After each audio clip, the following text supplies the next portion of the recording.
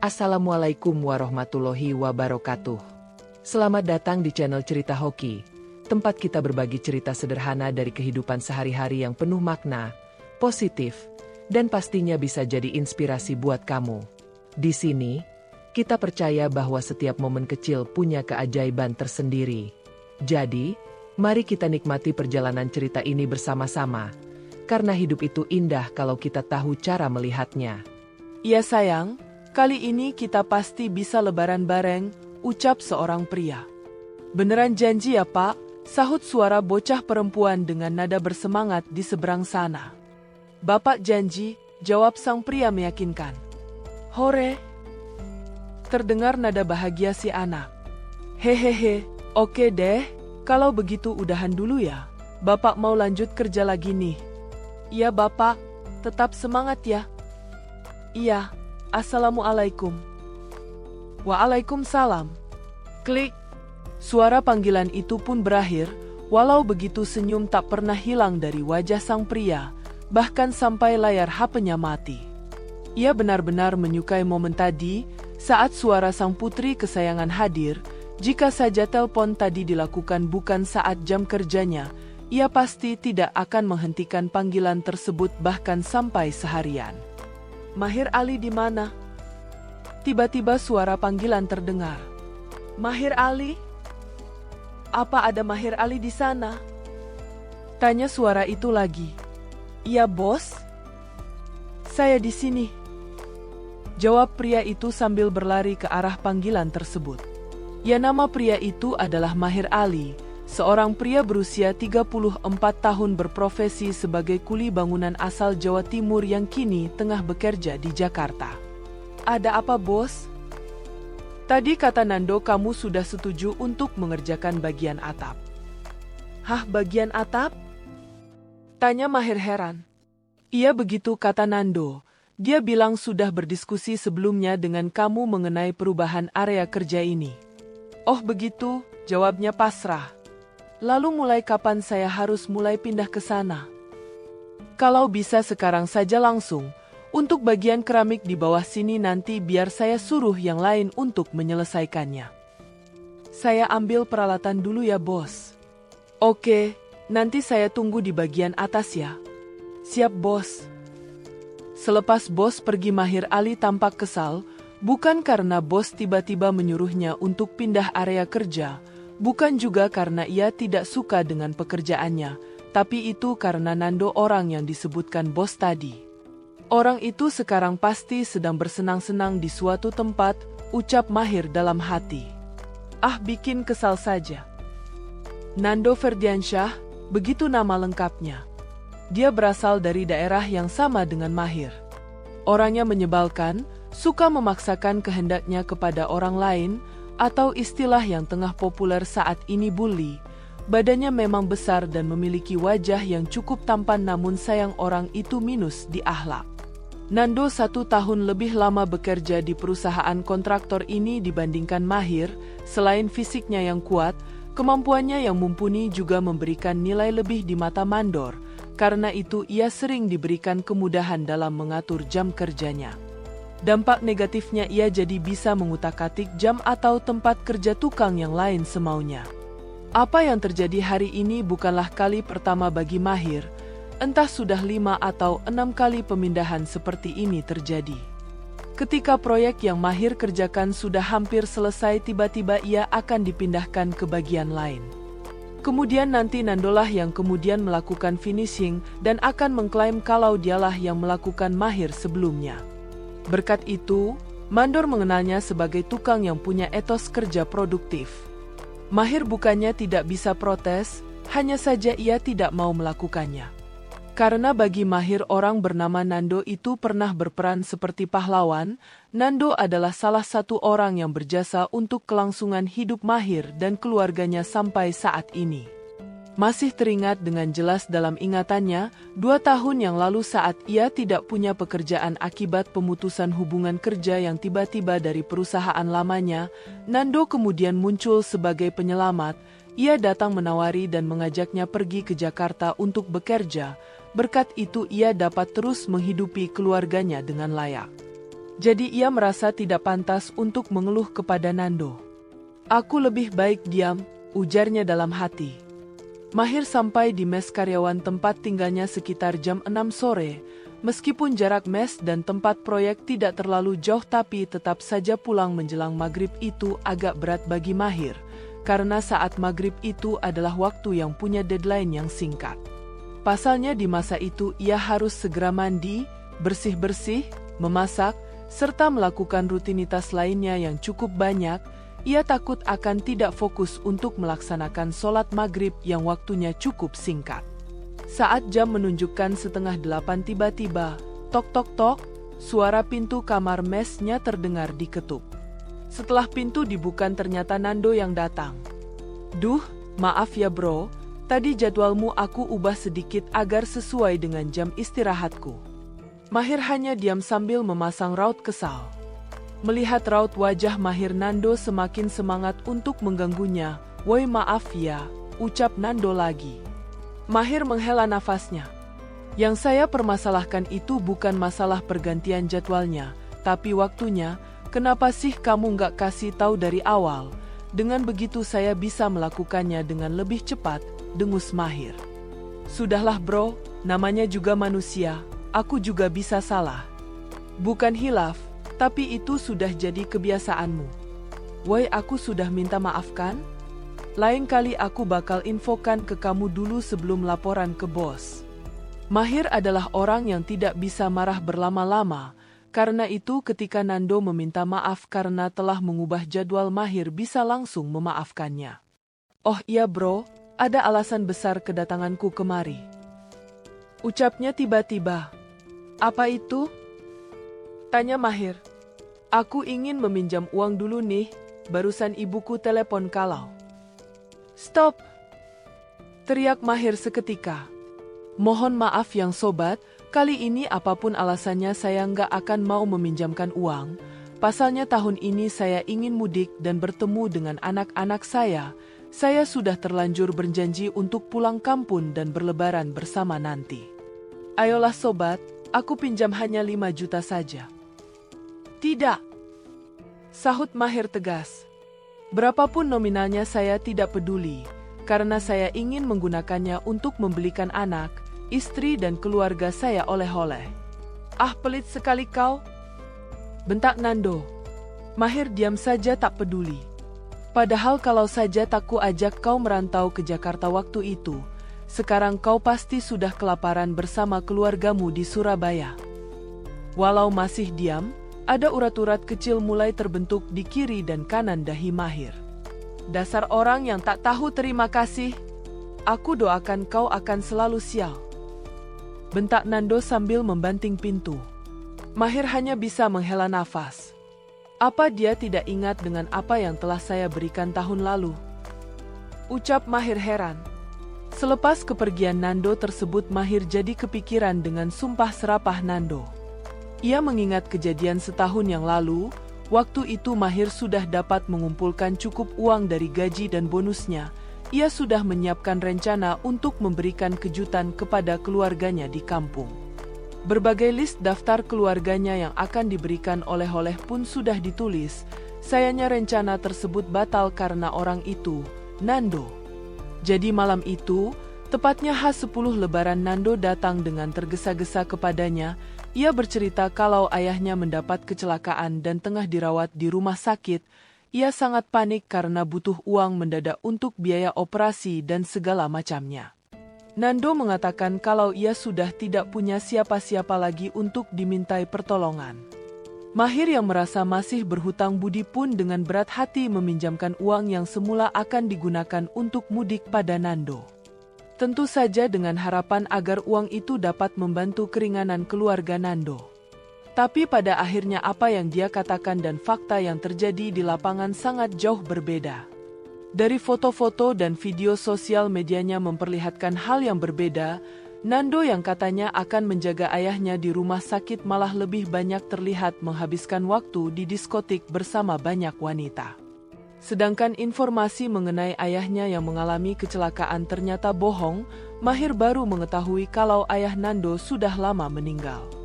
Momen itu menjadi hal yang paling disesalkan sampai saat ini oleh Mahir, menukarkan kesempatan untuk liburan mudiknya dengan kesenangan mubazir Nando. 1 minggu setelah kejadian itu, Nando datang kembali menemuinya. Mahir menyangka Nando akan kembali membahas tentang meminjam uang, namun ternyata tidak. Kali ini Nando justru mengajaknya untuk mudik bareng. Kita kan sama-sama berasal dari Surabaya, jadi setidaknya nanti di bus ada teman ngobrol begitu, ajaknya. Selain itu kita bisa menghemat ongkos bus karena Nando mengaku mengenal beberapa supir yang bisa memberikan diskon. Tanpa ada pikiran buruk, Mahir pun langsung menyetujui ide yang diusulkan Nando. Mahir merasa sifat Nando berubah drastis. Jika sebelumnya ia dikenal sebagai orang yang suka hura-hura, namun beberapa waktu ini ia menjadi sosok yang hemat, mungkin lebih tepat jika disebut pelit. Buktinya ketika Mahir hendak membeli banyak oleh-oleh untuk keluarganya, Nando malah menyarankan untuk mengurangi jumlahnya. Sekedarnya saja bro, biar nanti uangnya bisa lebih banyak kamu gunakan di rumah, ucapnya. Mahir pun mengangguk setuju. Hari keberangkatan pun tiba. Mereka sampai di stasiun jam 11 karena menurut Nando teman supirnya itu menyuruhnya datang di sekitar jam itu. Mahir yang menyerahkan masalah administrasi dan tiket pada Nando hanya bisa setuju dan mengikuti. Setelah menyelesaikan urusan dengan sopir, mereka pun menunaikan sholat zuhur. Entah mengapa setelah itu Mahir merasa sangat mengantuk. Mungkin semalam kamu terlalu bersemangat dan sampai begadang menyiapkan perlengkapan untuk mudik, ucap Nando. Enggak kok, semalam saya tidur jam 8:30 malam, bantah Mahir. Ya udah enggak apa-apa, kamu tidur aja sebentar. Masalah barang-barang di bus biar aku yang jagain. Mahir mengangguk, kalau begitu tolong ya, tumben banget saya ngantuk banget ini. Tak berapa lama Mahir pun sudah terlelap. Waktu pun berlalu. Mas, bangun. Mahir merasa ada orang yang menggoyang-goyangkan kakinya dengan keras. Mas, stasiun sudah mau tutup nih. Sontak Mahir kaget dan terjaga. Ia langsung duduk. Tadinya ia mengira Nando yang membangunkan, namun ternyata bukan. Bapak ini siapa? Saya pedagang kacang di sini. Dari tadi saya lihat masnya tidur makanya saya bangunin. Karena udah mau maghrib ini, jawab orang itu. Hah? Mahir langsung melihat sekitar, dan benar saja matahari sudah hampir tenggelam sepenuhnya. Lalu teman saya yang di sini kemana? Pedagang asongan tersebut mengerutkan kening. Yang mana? Yang baju oranye dan hitam. Oh, yang badannya besar? Kalau orang itu sih saya lihat sudah dari tadi berangkat naik bus siang, kalau nggak salah, mungkin sekitar jam 2-an. Terkejutlah Mahir. Lalu tas dan barang-barang saya yang ada di sini kemana? Nah, nggak tahu saya. Selama Mas tidur di sini nggak ada tuh, lihat ada tas dan barang-barang lainnya. Celaka? Mahir memegang kepalanya, rasa pusing akibat bangun tidur yang mendadak menjadi berkali lipat. Jadi selama ketiduran di halte ia ketinggalan bus, dia juga tak menyangka kalau barang bawaan dan oleh-oleh yang sudah disiapkannya justru dibawa kabur oleh Nando rekannya. Karena sudah tak punya apa-apa lagi, Mahir pun pasrah. Ia pun pergi ke musola di terminal untuk menunaikan sholat maghrib dan isya. Saking tidak tahu mau berbuat apa setelah sholat, ia kemudian kembali ke tempat menunggunya tadi. Kecewa ditambah rasa lapar membuatnya tidak bisa berpikir tenang. Di kantong celananya sebenarnya masih ada uang pecahan Rp20.000, namun ia ragu menggunakannya untuk membeli makanan karena ia masih optimis bisa mudik dengan uang itu, entah dengan cara menumpang bus setengah jalan atau numpang di bagasi atau apapun itu. Yang jelas kali ini ia harus pulang. Mahir tak mau mengecewakan anak istrinya di kampung. Tiba-tiba, din-din, suara klakson bus mengagetkan Mahir. Copot! Copot! Teriaknya kaget. Mau naik atau tidak? Tanya kondektur bus itu. Mahir yang masih kaget bingung. Ia heran kapan bus ini datang, dan kenapa ia tidak melihatnya tadi. Woi cepetan, lu mau masuk tidak? Tanya kondektur itu lagi. Iya, jawabnya cepat sambil beranjak. Mahir sudah tidak mau berpikir apa-apa lagi, yang penting tugasnya sekarang ia harus bisa mudik dulu. Masalah uangnya cukup atau tidak untuk membeli tiket urusan belakangan.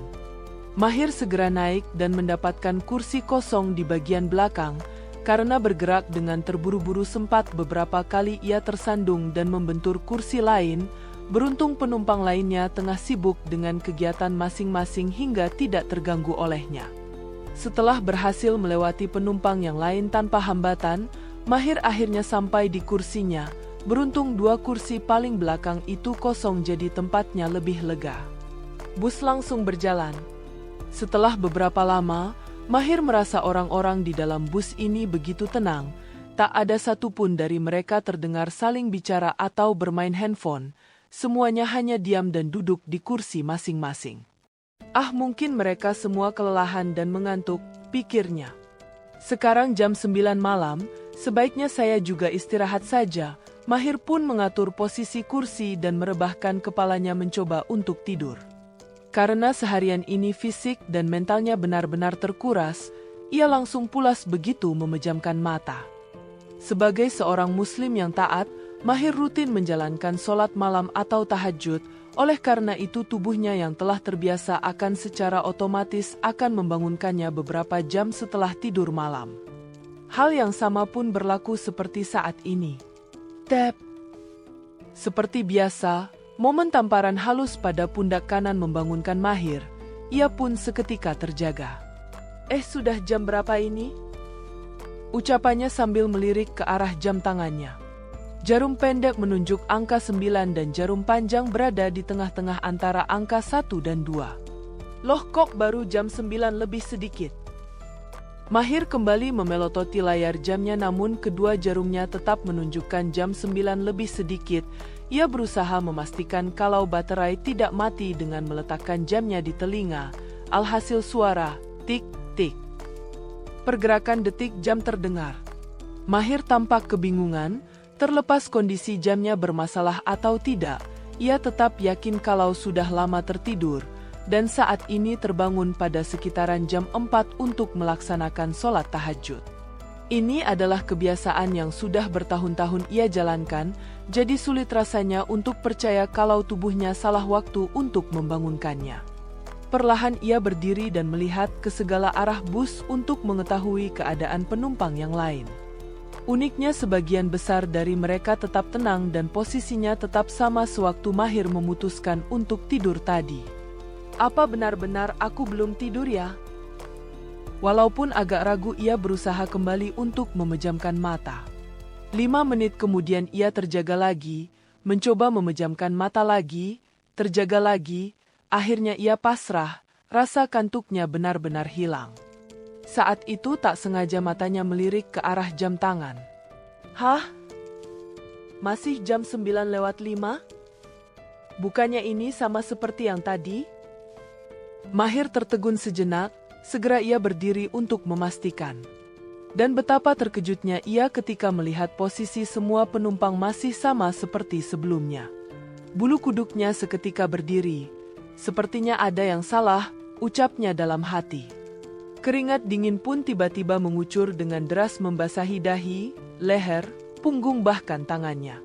Kalau dipikir-pikir rasanya cukup aneh, karena semenjak ia memasuki bus tak sekalipun lampu penerangan di dalam bus ini pernah dinyalakan.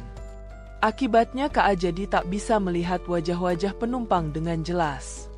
Terbersit ide untuk mengintip rupa penumpang yang ada di depannya, hanya saja ide itu ia urungkan karena hawa dingin yang tiba-tiba terasa dari bangku depan.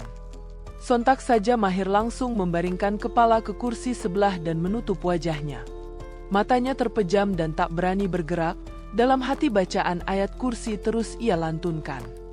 Entah berapa lama hal itu terjadi, ia tidak bisa memastikan dengan tepat. Pasalnya waktu yang ditunjukkan oleh jam tangannya selalu sama, yang jelas Mahir merasa sudah meringkuk di bangku belakang cukup lama, karena badannya terasa sudah sangat pegal. Tiba-tiba getaran yang terasa mulai berkurang, suara mesin mulai mengecil, bus itu pun perlahan melambat hingga akhir berhenti total.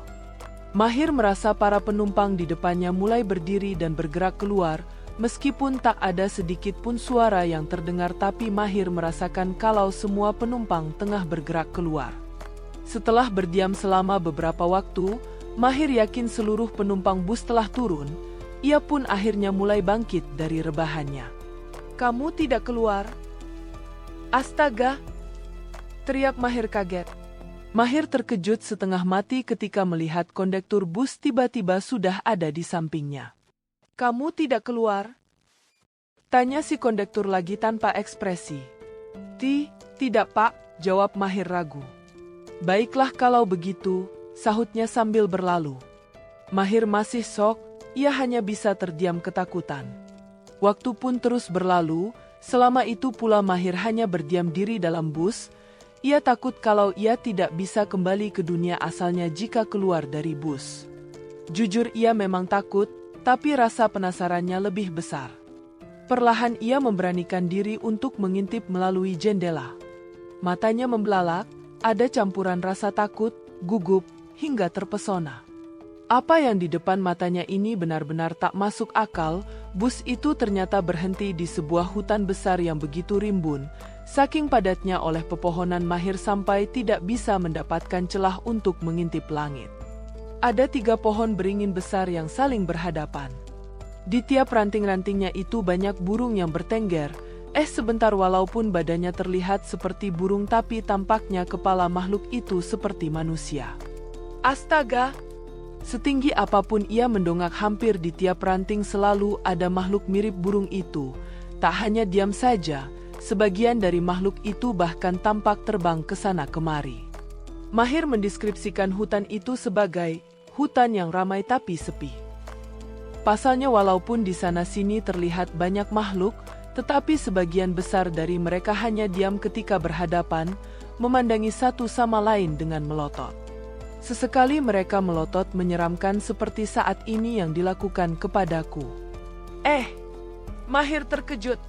Seketika ia kembali menyembunyikan dirinya di kursi belakang. Semoga mereka tidak menyadariku. Jeduk! Jeduk! Tiba-tiba terdengar suara dari kamar mandi bus di sebelahnya. Bukan main terkejutnya Mahir. Astagfirullah! Jeduk! Jeduk! Seperti ada seseorang yang ingin keluar dari dalam. Mahir semakin takut, namun ia tak berani kemana-mana. Ia hanya bisa pasrah membenamkan kepalanya ke ujung kursi sambil menutup mata. Lafaz istighfar pun terus dibacanya. Dan waktu pun berlalu. Mas bangun, mas. Terdengar suara seseorang membangunkannya sambil menggoyangkan kakinya. Mahir perlahan membuka matanya. Sinar matahari pagi membuatnya silau. Loh? Mahir terduduk kebingungan. "Ini di mana, Mas?" "Jelas di terminal lah," sahut orang itu. "Terminal mana?" "Bungurasi, Surabaya." Mahir tidak percaya. Lah memangnya di mana lagi ada terminal Bungurasi selain di Surabaya, sahut orang itu ketus. Mahir yang masih bingung tidak tahu harus berbuat apa, saat ia berputar melihat sekeliling untuk memastikan pandangannya tertuju pada tas dan koper yang ada di dekatnya. "Loh? Ini kan tas dan koper saya?" Orang yang bersamanya bingung. "Lah kan emang cuma sampai yang di sana, memang punya siapa lagi?" "Tapi, kan?" Mahir tidak bisa berkata apa-apa. "Ngomong-ngomong, sampean berangkat dari mana kemarin?" tanya orang itu. "Dari Jakarta," jawab Mahir singkat. Yang bener?" "Iya bener," Mahir meyakinkan. "Berarti sampean termasuk orang yang beruntung, soalnya kemarin ada bus dari Jakarta masuk jurang." "Astagfirullahaladzim, serius Mas?" "Serius, katanya seluruh penumpangnya nggak ada yang selamat." "Innalillahi."